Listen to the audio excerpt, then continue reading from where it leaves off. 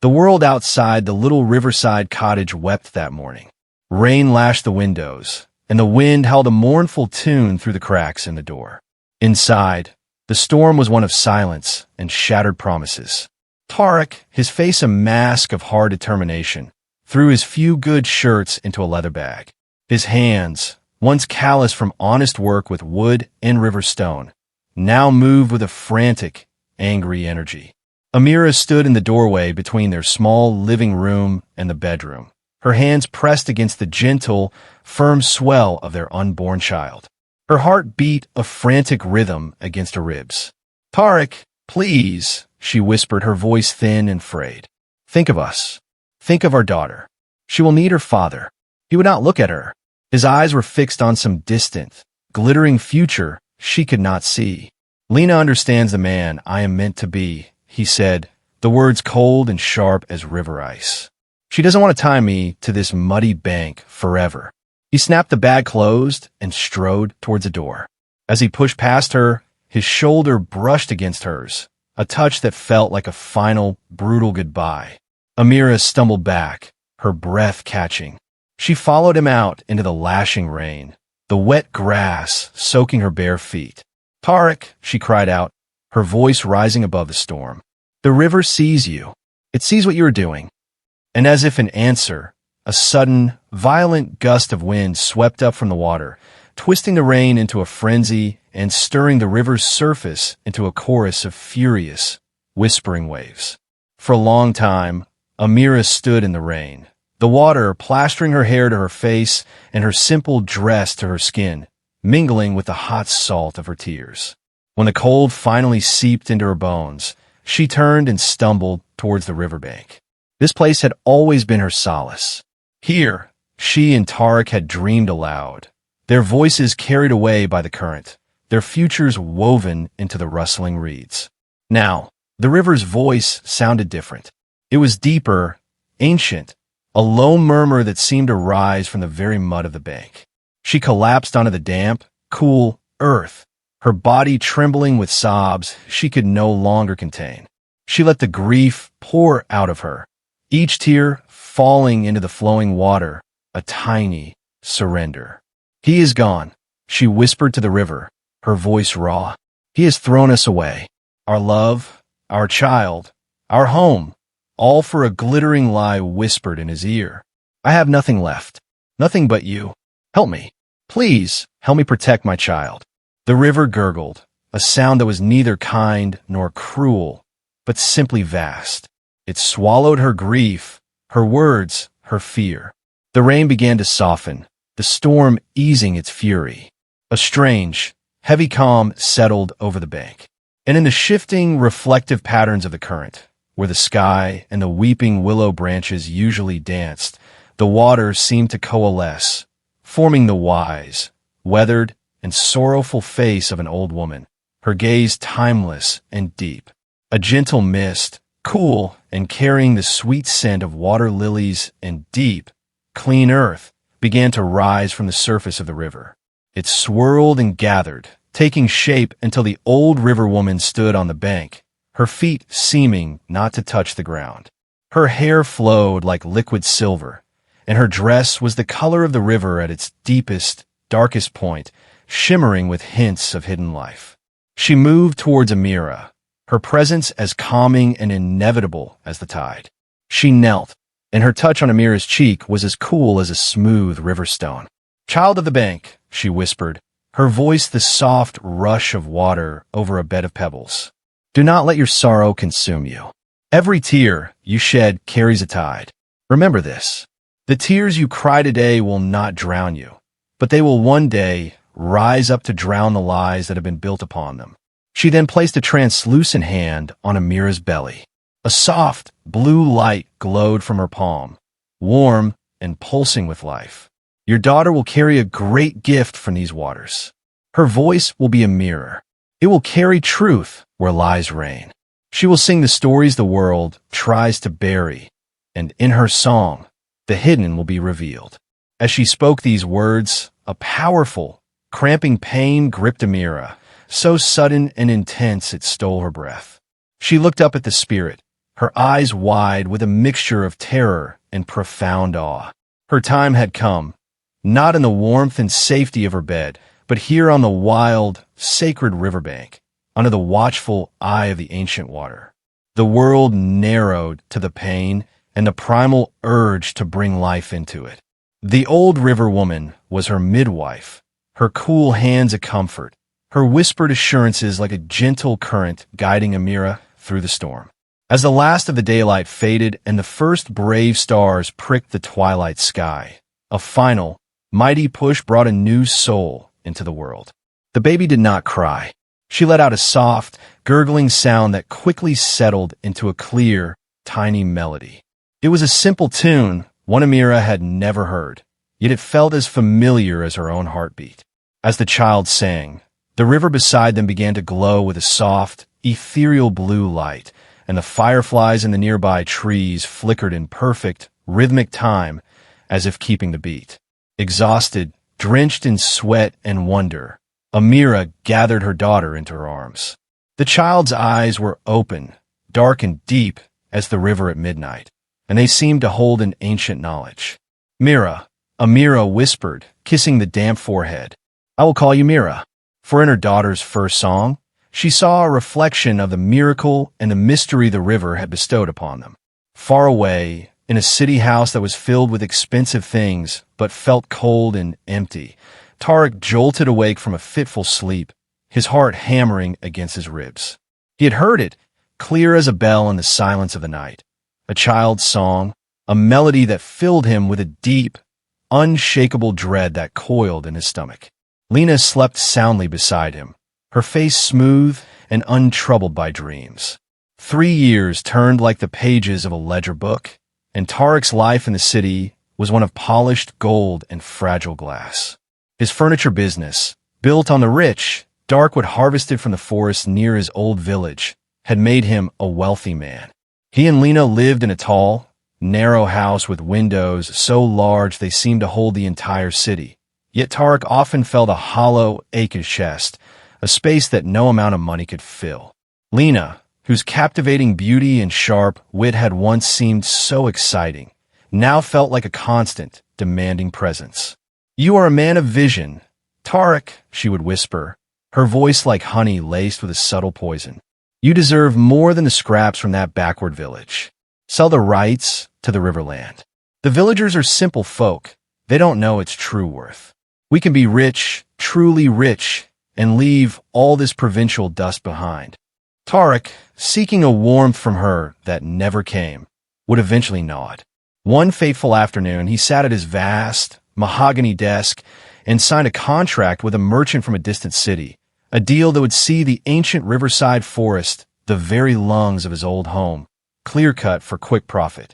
As his pen scrawled his name, he felt a sudden, inexplicable chill, as if a door had been opened to a cold wind, and the memory of a child's song whispered just at the edge of his hearing. The very next day, the sky over the village turned a sickly, bruised purple.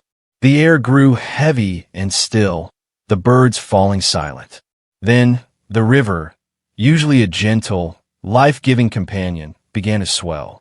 It was not a gradual rise, but a sudden, furious surge. It boiled over its banks, a churning, destructive beast of brown water and debris. It ripped fishing boats from their moorings, smashed them against the rocks, drowned the fertile crops in a thick, suffocating layer of silt, and washed mud and misery through the homes of the people who had once been Tariq's friends and neighbors. The villagers gathered on the high ground near the old mill, their faces pale with shock and fear. "The river spirits are angry," an old fisherman named Elias declared, his voice trembling as he watched the destruction. "Tariq's betrayal has poisoned the water's heart. He has broken his covenant with this place."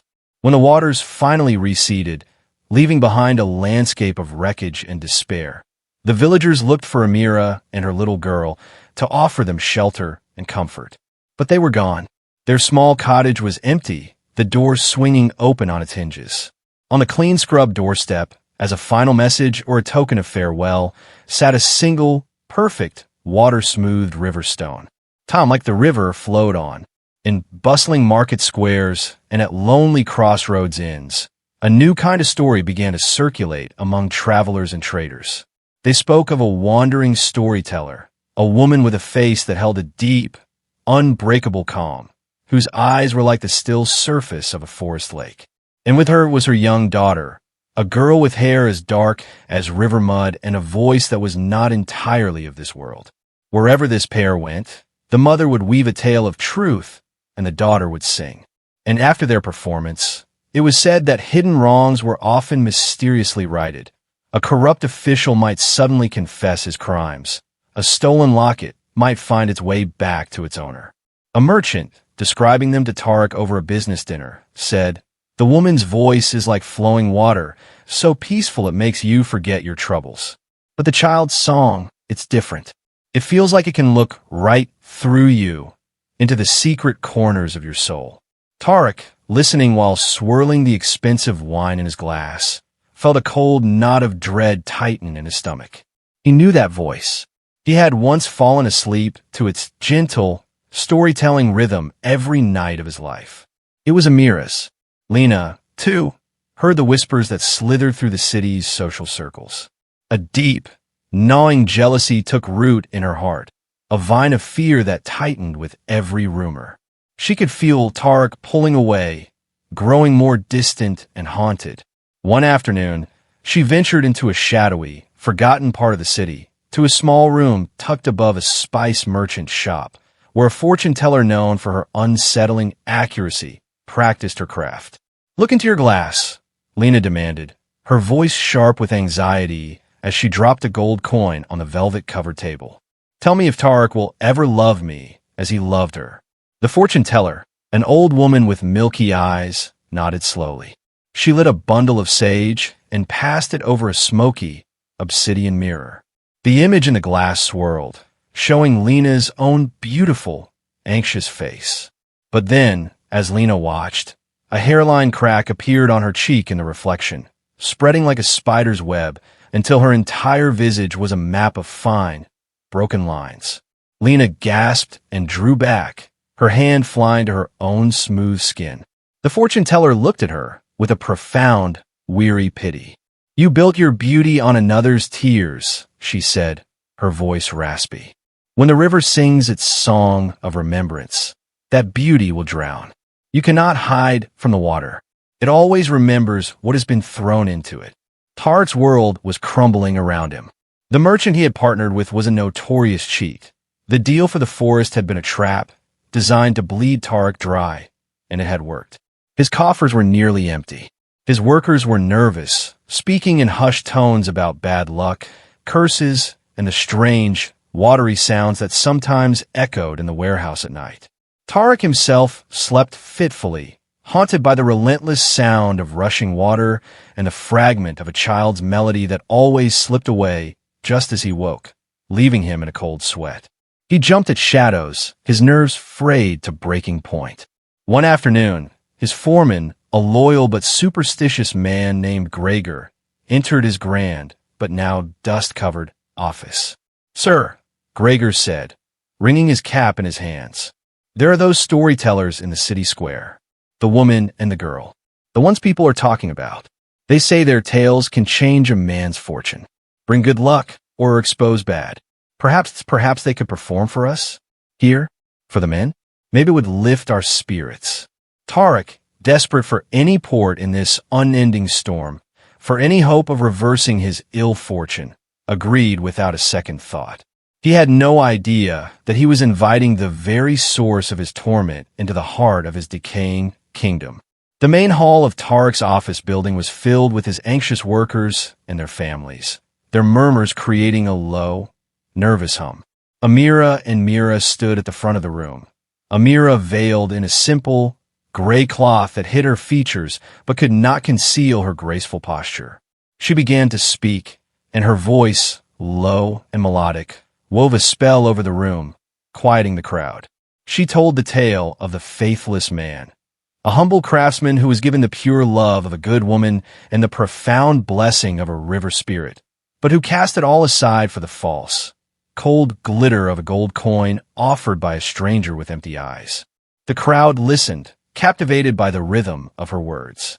But as the details unfolded, the description of the riverside cottage, the pregnant wife left alone in a storm, the specific way the man had refused to meet her gaze, people began to shift uncomfortably in their seats. They glanced furtively at Tarek, who sat on a raised dais, his face growing paler with every word. The story was not just a story. It was the echo of their master's own life, spoken aloud for all to hear.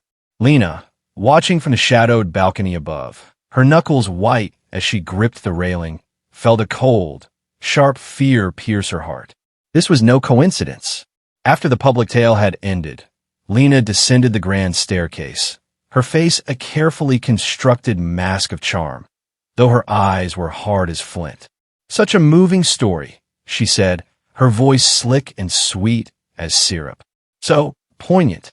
You must perform for us privately. A smaller, more appreciative audience.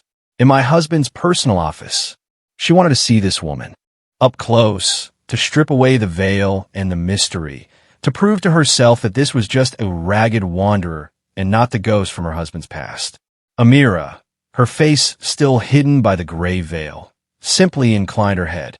Her calm was unnerving. "As you wish," she said, her tone as serene as a windless lake. Tarek, deeply unnerved but feeling a strange, magnetic pull he could not explain, led the way to his private office, a room that had once been a symbol of his success, but now felt as hollow and empty as he did. As Mira stepped across the polished wooden threshold, she hummed a single, pure, clear note. Instantly, the electric lights in the room flickered and buzzed, dimming and then flaring brightly, casting wavering, watery shadows that danced on the walls like the reflections from a moving stream. In the tense, expectant silence of the opulent office, surrounded by the tokens of his wealth that now felt like accusations, Mira began to sing. Her voice was no longer just that of a 3-year-old child. It held the echo of the river itself, deep, powerful, and ancient. The simple, wordless melody wove through the stuffy air, and a strange, impossible phenomenon began to occur. The dark, highly polished wood of the walls began to shimmer, reflecting a light that was not coming from the flickering lamps, a soft, blue-green luminescence, as if they were all standing at the bottom of a sun-dappled river.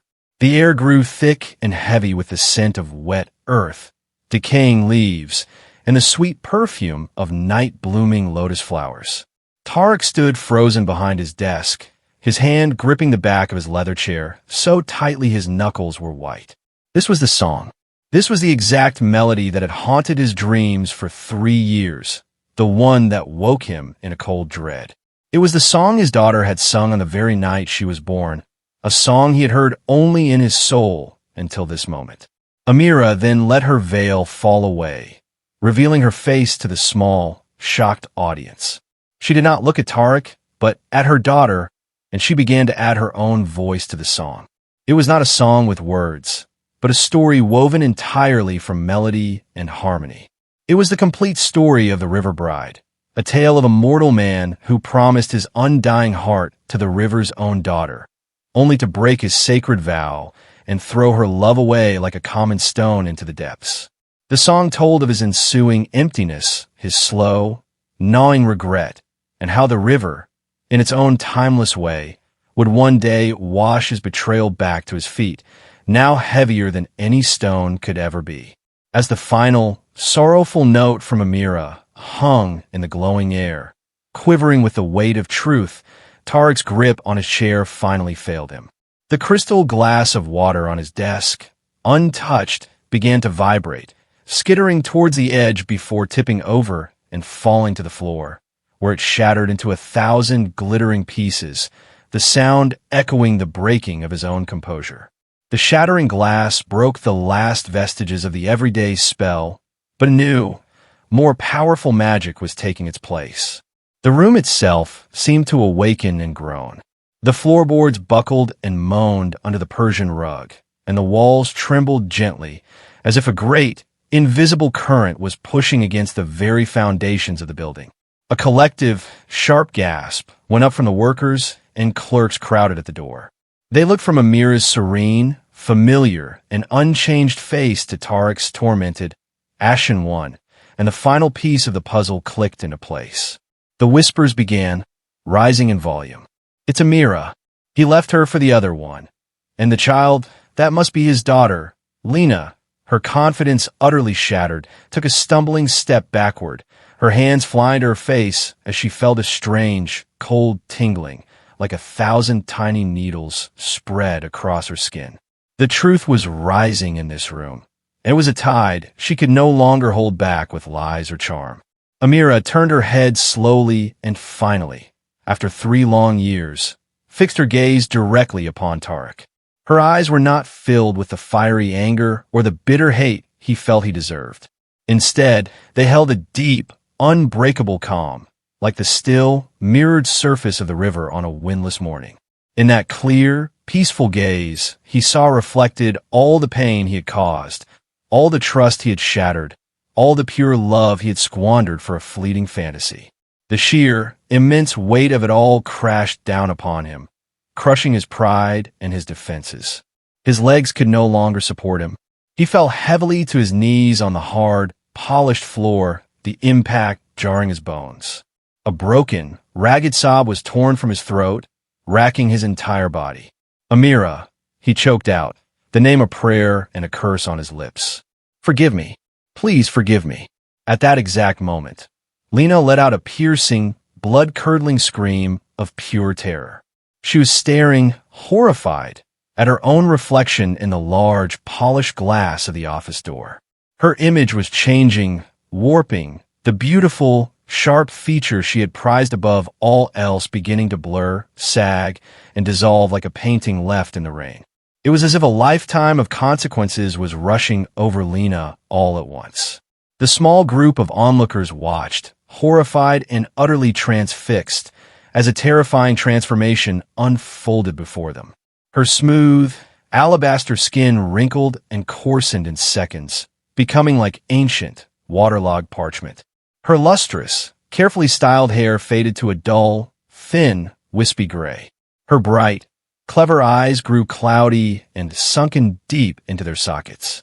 The dazzling beauty she had used as her primary weapon, the tool with which she had carved out her desired life, withered away into nothingness, revealing the core of envy, greed, and rot that had always festered just beneath the surface. She became a living, breathing portrait of the moral decay she had sown. As she clutched frantically at her disappearing face, her screams turning into gurgles, a new sound filled the room, drowning out all others, the unmistakable, powerful, roaring rush of the river, though they were many miles from its banks. The sound was coming from the very walls, the very air, the very foundations of the world. Then the truly impossible happened. Water began to seep up between the seams of the floorboards. It was not dirty floodwater, but clear, clean, fresh river water that glowed with the same soft, ethereal blue light that had surrounded the newborn Mira.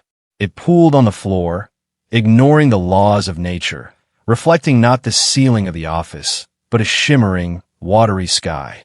In the largest pool, directly between the kneeling Tariq and the standing Amira, the reflection was not of the room, but of the old river woman, her silver hair flowing in an unseen current, her gaze fixed upon the scene. Her voice echoed, not from one place, but from everywhere at once, from within their own minds. "You thought your tears were lost, Amira," the voice murmured, a sound of deep, flowing power. "But the river holds all things. Every tear returns to its maker, amplified by the current. Every lie sinks to the bottom, only to be washed ashore when the moon of truth is full." The watery form of the old river woman turned her formidable gaze to the cowering, aged form of Lena. "Your greed was a fire that consumed all it touched," the spirit intoned, her voice resonating with finality. "Now it has turned to cold, dead ashes in your mouth. You built your house on another's foundation, and it was built on sand." With a final, desperate, guttural wail that seemed to be torn from the depths of her being, Lena's form seemed to lose all substance. She dissolved into the shimmering reflection on the floor, pulled down into the glowing, placid water, which rippled once, gently, and then became perfectly still, leaving no trace of her behind. The spirit then looked at Tarek, who was weeping silent, shuddering tears on his knees. "And you," she said, her voice softer but no less firm, "you were given a precious gift, a love as pure as the river's source. You traded it for a trinket that has turned to rust in your hand. What is left for you now?" Tarek could only shake his head, his shoulders heaving with silent sobs. The spirit looked past him to where little Mira stood, holding her mother's hand, watching everything with her ancient, knowing, and compassionate eyes. The final judgment was not yet complete. It was now in the child's hands. Mira stepped forward, her small, bare feet making no sound on the wet, glowing floor. She looked at her father, not with a child's simplistic anger or a spirit's vengeance, but with a profound and powerful pity that seemed far too old for her small frame. She began to sing again, a different melody now, softer, forgiving, like a lullaby meant to soothe a frightened animal. It was a song of remembrance, not of vengeance, a song of lessons, not of punishment. The glowing water on the floor began to recede, slowly draining away between the floorboards as mysteriously as it had arrived. "Let him live," Mira said, her small voice clear and firm in the hushed room. "Let him remember what he threw away. Let him feel the weight of the love he discarded. That is the greater burden. That is the true consequence." The old river woman nodded, her form beginning to fade back into the shimmering air. "So be it. The river has spoken through its child." As the last of the spirit's presence vanished, Tarek, still on his knees, tried to speak. He tried to form the words to thank his daughter for her mercy, to beg his wife's forgiveness once more. But he opened his mouth, and no sound came out. Not a whisper, not a rasp. His voice was gone, taken by the river as the price for his silence when Amira had needed him to speak as the testament to the promises he had broken. Months later, Tarek's grand city house stood empty and silent, a dusty monument to a life that had turned to ashes in his mouth. He had returned to the riverside village, a broken, silent man, a ghost haunting the places of his former happiness. He built a small, simple hut from reeds and river clay on the very outskirts of the village, and he spent his days whittling blocks of driftwood and salvaged timber into small, clever toys. Little birds with wings that could whistle in the wind, tiny fish that could swim on a string, miniature boats that could actually float. He gave them to the village children, who accepted them with shy, curious smiles. They all knew his story. It had become the new folklore of the river. Every evening, as the sun bled orange and purple over the water, he would sit on the same bank where Amira had wept, and he would listen. And if the wind was right, if the current flowed in a certain way, he could hear it, the faint, beautiful, heartbreaking echo of his daughter's song, carried on the water, a constant, living reminder of his loss, his folly, and his endless penance. One quiet afternoon, as Tarek was carefully carving the delicate wing of a wooden heron, a long shadow fell over his work. He looked up, squinting in the sunlight. Amira and Mira stood there, cloaked in the soft, golden light of the setting sun. They looked healthy and strong, their faces filled with a peace that he knew he would never possess. He fell to his knees once more, the familiar, silent tears streaming down his face. He held out his hands, offering them the collection of toys he had made, his only form of communication, his only way to show his love and his regret. Amira knelt and picked up a small, beautifully carved wooden dove. She looked at him, and for the first time, he saw not just peace, but a true, deep forgiveness in her eyes. "I forgive you, Tarek," she said softly, her voice as gentle as the evening breeze. "I release you from the debt between us. But I cannot stay. The river has carried us on a new path, and we must follow its flow." He reached for her, a desperate, pleading look in his eyes, a silent scream of longing. She simply shook her head, a sad, final smile on her lips. "The river keeps what it heals," she whispered. Then she and Mira turned and walked away, back towards the forest path, leaving him alone once more with his memories, his silence, and the ever-flowing, unforgetting water. Tarek spent the rest of his days by the river. Stripped of his voice, he learned to communicate through his carvings. He became a new kind of storyteller. He would act out his life story for any who would listen, using the wooden figures to portray the faithless man, the river bride, the child of song, and the envious stranger. The children of the village would sit in a circle at his feet, their eyes wide, watching the silent, poignant play unfold, learning the lesson he had learned at such a great cost. He never knew that the story had spread far and wide, becoming a well-known folktale told in villages and around firesides across the land, a universal warning against betrayal, greed, and the breaking of sacred promises.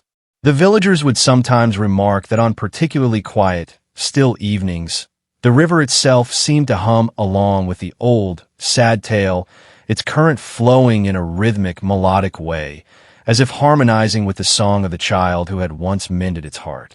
On a calm, crystal-clear night, when Tarek was a very old man and the moon was a perfect, luminous pearl in the sky, the old river woman appeared once more. She did not come to him, but to Amira and Mira, who were now living in a peaceful, hidden valley where a gentle stream sang its way through fields of wildflowers. The spirit's form was gentle, her smile kind and full of a deep, abiding satisfaction. "The circle is now complete," she said, her voice a soft, musical ripple in the quiet air. "The lie has been washed away, carried out to a sea of oblivion. The truth has been sung, and its echo will never fade. Your tears have returned to you, Amira, not as sorrow, but as peace." She then turned her luminous gaze to Mira, who had grown into a graceful young woman. "Your gift will remain with you, child, and with your children's children. Use it always to heal, not to harm, to mend, not to break, to reveal truth, not to conceal it." Then, as a gentle mist rose from the nearby stream, the old river woman faded into it, her form becoming one with the water and the moonlight, her purpose fulfilled, her justice served. Back in the riverside village, a new, hopeful era began. The river, which had been turbulent and unpredictable for years, as if mirroring Tarek's troubled soul, grew calm and clear, its waters teeming with life. The fish returned in great, shimmering schools. The fields on its banks, once choked with the mud of the great flood, became rich and fertile, blooming with vibrant flowers and yielding abundant crops. The villagers, guided by the powerful lesson of Tarek's story, rebuilt their homes with a new reverence for the water and a deeper commitment to each other. They no longer saw the river as just a source of water and food, but as a living, remembering entity, a keeper of promises and a witness to their lives.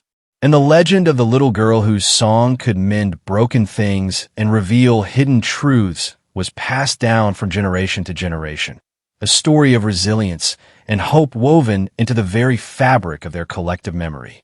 Many years later, Amira, her hair now silvered like the river mist but her eyes still holding their timeless calm, stood by the river's edge, addressing a new circle of village children. "Remember the story of the river," she said, her voice as strong and steady as the eternal current. "It is a story about love. Love is a river. It can give life and great joy. It can quench your deepest thirst, but betray its trust, poison its waters with lies, and you will surely drown in the consequences.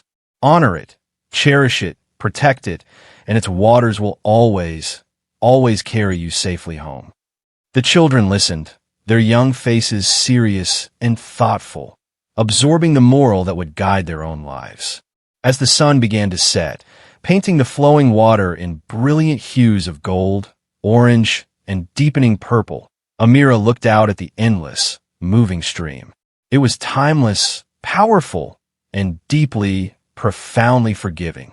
It held all stories, all tears, and all love, forever moving, forever watching, forever remembering the priceless cost of a pure heart thrown carelessly away.